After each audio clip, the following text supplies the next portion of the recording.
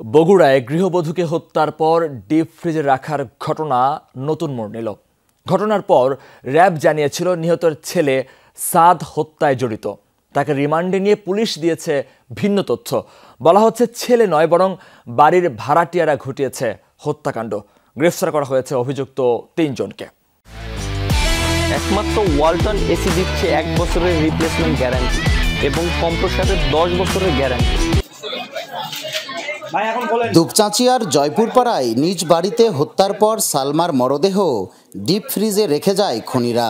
পরদিন স্বামী আজিজুর রহমান এবং ছোট ছেলেকে আটক করে র্যাব।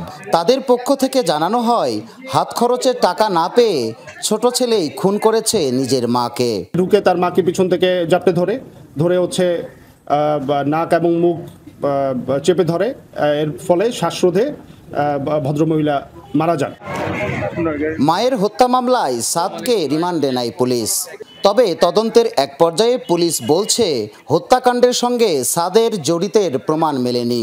তবে সম্পৃক্ততা পাওয়া গেছে ভাড়াটিয়া মাবিয়া সুলতানা ও 2 সহযোগীর। হত্যাকাণ্ডের সাথে জড়িত থাকার কোনো রকম আলামত বা কোনো সাক্ষ্য প্রমাণই সাদের এগেনস্টে পাওয়া যায় না। প্রাথমিকভাবে আমরা তার বিষয়ে কোনো সাক্ষ্য প্রমাণ পাই না। পুলিশ জানায়, বাসা থেকে খোয়া যাওয়া রাউটার এবং মোবাইলের সূত্র ধরে প্রথমে আটক হয় মাবিয়ার সহযোগী মাদক কারবারি মোসলেম। তার দেয়া তথ্যে ধরা পড়ে মাবিয়া ও আরেক সহযোগী সুমন রবি দাস। জিজ্ঞাসাবাদে মাবিয়া জানায়, সালমার ভাড়া বাসায় মাদক কারবার ও অনৈতিক কাজ চালাচ্ছিলেন তিনি। বিষয়টি টের পেয়ে 1 মাসের মধ্যে বাড়ি ছাড়ার নির্দেশ দেন সালমা। পাওনা ছিল 5 মাসের ভাড়াও। বিষয়গুলো নিয়ে সালমার উপর ক্ষুব্ধ ছিলেন মাবিয়া।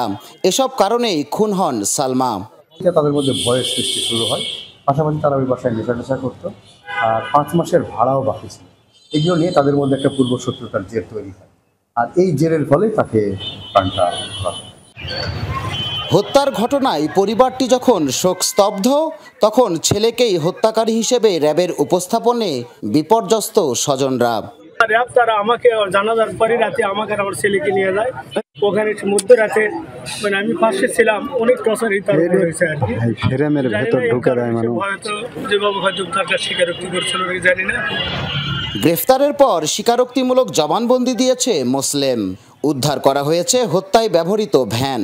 অন্য 2 আসামি মাবিয়া ও সুমনকে রিমান্ডে নিয়েছে পুলিশ। মেহেরুল সুজান, যমুনা নিউজ, বগুড়া।